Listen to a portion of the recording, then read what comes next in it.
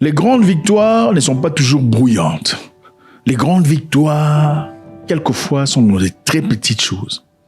Des très petites évolutions. Un pas, 1 kilomètre, 1 minute. Les grandes victoires ne font pas toujours du bruit. Les grandes victoires, quelquefois, c'est se réveiller tôt le matin, faire ce qu'on a promis de faire, lire 10 pages de ce livre. C'est ça les grandes victoires. Je finirai le livre, tu ne liras jamais le livre. Tu n'es peut-être pas de ceux qui peuvent finir un livre d'un coup. Mais les grandes victoires sont 10 pages, 12 pages, 3 pages. C'est ça les grandes victoires, l'accumulation. Burkina Faso. Le président Ibrahim Traoré a inauguré officiellement la société Nouvelle Brasserie du Faso, la Brafaso. Félicitations. Félicitations, félicitations, ça marque une étape majeure pour l'industrialisation du pays. C'est très important, je pense qu'on va en tirer quelques leçons très importantes ici. Les grandes victoires ne sont pas dans des grandes choses. Les grandes victoires, c'est un pas après un autre, ensuite un autre. Petit à petit, une brique après l'autre, en fin de compte, forme cet immeuble qu'on voit aujourd'hui. Et pourquoi cette brasserie et pourquoi c'est important? Quand on dit brasserie, les gens immédiatement pensent à la bière, n'est-ce pas? Mais une brasserie, c'est pas toujours la bière. Il y a les boissons non alcoolisées, il y a aussi beaucoup d'autres choses. Je pense qu'il est important d'essayer de comprendre la probabilité intérieure. La Brafaso va créer des emplois. Donc, on parle de 200 emplois directs, c'est-à-dire permanents, et 100 emplois non permanents. 200 emplois permanents et 100 emplois temporaires.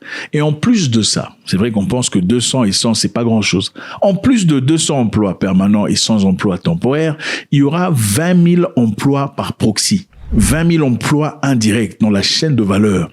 On parle ici d'agriculture, de distribution et de transport. C'est-à-dire, à travers cette entreprise, les gens dans l'agriculture, dans le transport, dans la distribution pourront se faire de l'argent, se faire une vie.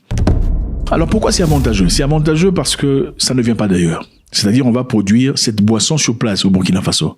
En réduisant l'importation, on va prioriser l'utilisation des matières premières locales. On parle ici de blé, de maïs, de sorgho, de riz. Donc, ce sont les éléments essentiels pour faire ces boissons. Mais on ne va pas importer au Burkina Faso des boissons déjà faites, on va en faire sur place. En faisant cela, on sera d'injecter de l'argent dans l'industrie de blé, de sorgho, de maïs et autre chose. Et quand on fait cela, évidemment, ça propulse l'économie et tout le monde se retrouve. C'est une relance en effet parce que l'entreprise était fermée en 2008. Donc ça fera 14 ans d'obscurité. Après 14 ans, M. Ibrahim Traoré décide de relancer l'entreprise. L'usine est bien conçue pour la fabrication de bières et de boissons avec une forte volonté de valoriser les produits agricoles locaux. Donc ce n'est pas seulement question de boire, c'est question de boire quoi? Venant d'où? Et qui gagne dans cette chaîne? La population en général. Avant Brafaso, vous posez la question de savoir comment ils faisaient les Burkinabés pour avoir à boire. Il y avait plusieurs moyens à travers lesquels ils pouvaient avoir à boire. 3 façons principales. La première, il s'agissait de Brakina. Brakina était en train de dominer le Burkina Faso. Écoutez bien, Brakina dominait le Burkina Faso. Brakina pour Brasserie du Burkina. Brakina était la principale brasserie du pays, filiale du groupe Castel. Ah, ok. Ouais. Brakina, bien qu'elle était dominante, est une filiale du groupe Castel. Castel, évidemment, qui appartient à qui? Aux Français. Le groupe Castel est une entreprise familiale française, toujours détenue par la famille Castel, fondée par Pierre Castel. C'est un empire discret mais très puissant, particulièrement influent en Afrique dans les secteurs de boissons. Castel se trouve partout. Dans le Burkina Faso, dans le passé, dépendait de Brakina, qui est une filiale de Castel. Et selon la mentalité de M. Ibrahim Traoré, une mentalité dans laquelle la souveraineté est très importante, il fallait qu'on crée quelque chose de très important. Mais est-ce que c'est nouveau? Est-ce que M. Traoré vient de créer quelque chose de nouveau ou c'est une histoire qui existait dans le passé? Brafaso n'est pas nouveau du tout, elle existait dans le passé. Brafaso avait été créé dans le passé par des entrepreneurs burkinabés avec le gouvernement, dans l'objectif évidemment de mettre la pression sur Brakina. Il fallait un peu de concurrence. Vous savez, la concurrence est très importante. Quand il n'y a pas de compétition, de concurrence, on vous oblige à un produit. Quand il y a la concurrence, on est obligé de donner la meilleure qualité du produit. Quand il n'y a pas de concurrence, vous prenez le produit si vous n'en avez pas.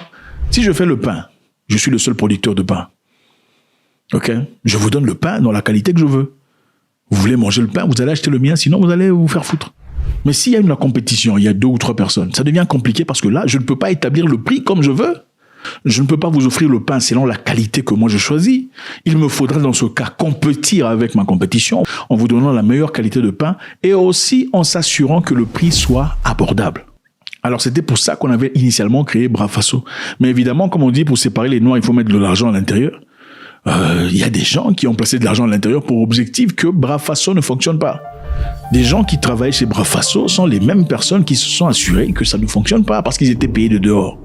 Alors maintenant, puisque le Burkina est entre des bonnes mains actuellement, c'est vrai, M.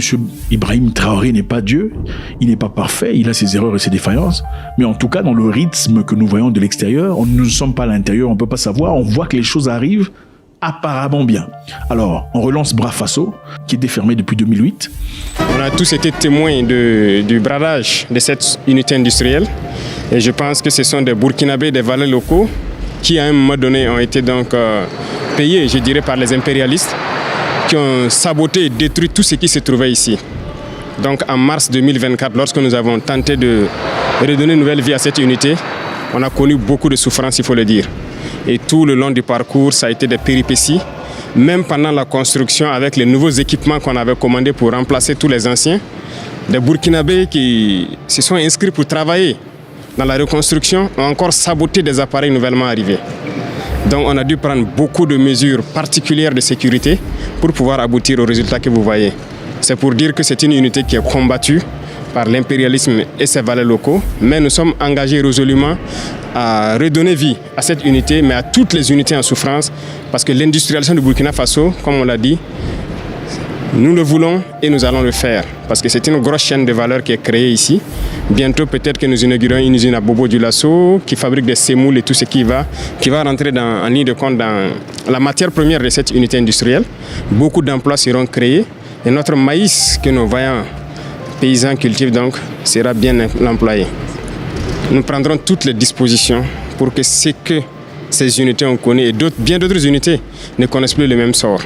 Voilà, le peuple attend beaucoup en termes d'industrie, en termes de transformation de sa matière première. Donc nous mettrons tout ce qu'il faut mettre en œuvre pour que les unités industrielles survivent pour le bonheur de notre peuple. Numéro 2, au Burkina Faso, à part Brakina, le Burkina Faso importe aussi de la boisson venant des pays voisins tels que la Côte d'Ivoire, le Ghana, le Togo et le Mali. Ceci, évidemment, a augmenté le coût et limité la souveraineté industrielle du Burkina. Un pays, évidemment, souverain doit avoir ses propres moyens de production de tout. Sinon, ça devient une faiblesse, un point de manipulation. Numéro 3, avant Brafasso, il y avait aussi la consommation locale. Ça se fait un peu partout en Afrique, où on produit de la boisson locale. En Ouganda, par exemple, ils ont ce qu'ils appellent Uganda Waragi. Uganda Waragi, c'est du gin, c'est fort, c'est pas pour n'importe qui.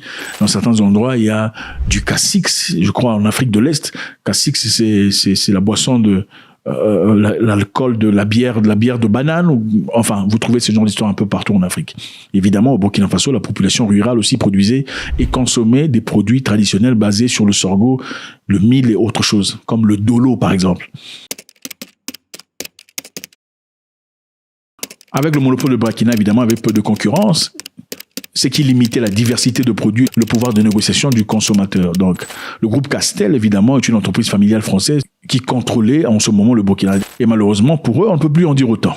Il y avait aussi des difficultés à l'époque parce qu'il y avait perte d'emploi. La fermeture de Brafasso en 2008 avait entraîné la disparition des centaines d'emplois directs et indirects. Donc beaucoup de personnes se sont retrouvées au chômage parce que Brafasso a fermé. Et pourquoi Brafasso a fermé? En tout cas, l'une des raisons, c'était parce qu'il y avait des gens de l'intérieur qui s'assuraient que ça ne fonctionne pas. En effet, la brasserie du Faso, l'ancêtre de Brafasso, avait été créée dans les années 90, évidemment, avec la participation de l'État. Et à l'époque, l'objectif était de briser le monopole de Brakina, le groupe Castel, sur le marché de boissons au Burkina Faso. En tout cas, félicitations au président Ibrahim Traoré, parce que ce sont les gens qui gagnent, encore une fois, des emplois permanents 200 à hauteur, sans emploi temporaire, et aussi on parle de 2000 emplois par proximation. Donc il y aura des gens qui auront de la valeur à travers l'agriculture, la distribution, le transport. Donc tous ces agriculteurs de sorgho, de maïs, de blé, de riz, sont des gens qui se feront désormais un peu plus d'argent qu'ils en faisaient dans le passé. Parce que dans le passé, s'il fallait importer exclusivement de la bière, c'est-à-dire que cette entreprise d'agriculture n'avait pas de pouvoir ou de raison d'exister. Voilà ce que c'est, comme je le disais précédemment, il ne s'agit pas de faire des grandes choses, c'est des petites choses constamment. Il y a certains pays ici en Afrique On ouvre des toilettes, on construit des toilettes publiques, il y a le gouverneur qui vient se présenter au président de la République. Sous le seuil du président de la République, on a les toilettes. C'est complètement incohérent. God bless.